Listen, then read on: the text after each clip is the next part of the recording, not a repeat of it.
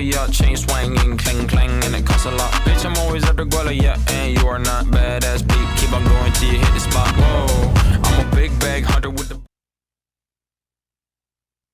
Laku lahir. Assalamualaikum warahmatullahi wabarakatuh.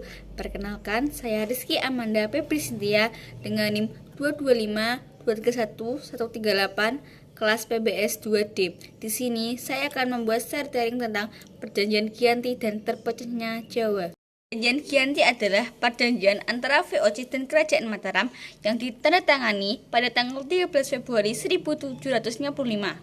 Perjanjian Giyanti merupakan peristiwa besar di masa silam. Peristiwa sejarah ini dianggap sebagai berkat di masyarakat. Perjanjian ini lahir sebagai kesepakatan segitiga politik antara Pakubuwono II, Pangeran Mangkubumi, dan Persilihan Dagang India dan Belanda atau VOC.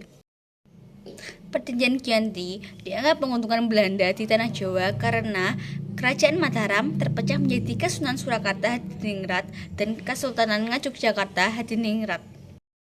Sejarah Perjanjian Giyanti bermula dari konflik yang terjadi di Kerajaan Mataram. Konflik berawal dari pertikaian tiga calon pewaris Kerajaan Mataram, yakni Pangeran Mangkubwono II, Pangeran Mangkubumi, dan Raden Mas Said atau Pangeran Sambernyawa. Dalam silsilahnya, Pangeran Pakubuwono dan Mangkubumi adalah anak dari Amangkurat IV, penguasa Mataram, sedangkan Raden Mas Said merupakan cucu dari Amangkurat IV. Saat itu, VOC mengangkat Pangeran Mangkubwono II sebagai raja. Pengangkatan ini menimbulkan kecemburuan Pangeran Mangkubumi dan Raden Mas Said. VOC juga memaksa Pangeran Pakubuwono II untuk memberikan mandat penunjuk raja dan peninggi kerajaan harus dengan persetujuan Belanda.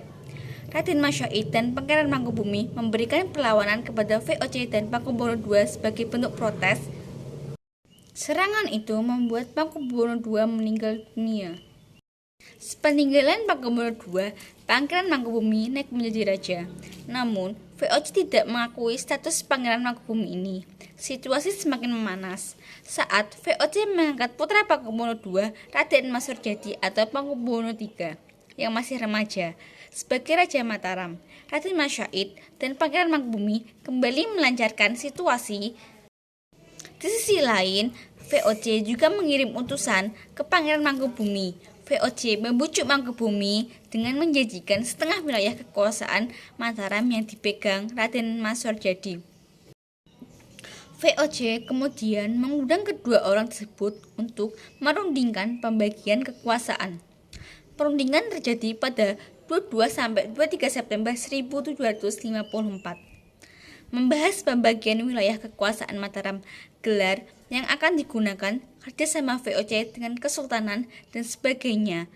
Hasil pertemuan itu kemudian dituangkan dalam Perjanjian Giyanti, ditandatangani pada tanggal 13 Februari 1755 dan dilakukan oleh tiga pihak, yakni pemerintah Hindia Belanda atau VOC oleh Nicholas dan dilakukan oleh tiga pihak, yakni pemerintah Hindia Belanda atau VOC oleh Nicholas Hastings, Kesultanan Surakarta oleh Pangeran Pakubuwono III, dan Kesultanan Ngayogyakarta oleh Pangeran Mangkubumi. Pangeran Mangkubumi dianggap sebagai Sultan Hamengkubuwono dengan separuh kekuasaan Kerajaan Mataram. Hak kekuasaan itu diberikan atau diwariskan secara turun-temurun. Rakyat kesultanan harus bekerjasama dengan rakyat yang berada di bawah kekuasaan VOC. Para bupati atau pejabat eksekutif gubernur harus bersumpah setia pada VOC.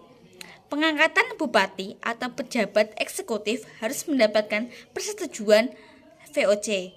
Sultan harus mengampuni bupati atau pejabat eksekutif yang memihak VOC dalam peperangan. Sultan ini tidak akan menuntut hak Pulau Madura atau daerah pesisir lain yang telah diberikan Pakubuwono II kepada VOC. Sebagai gantinya, VOC akan memberi uang ganti rugi sebesar 10 ril setiap tahunnya. Sultan Hamengkubuwono akan memberi bantuan jika Sultan Pakubuwono III membutuhkan. Sultan akan menjual bahan makanan dengan harga yang ditentukan VOC.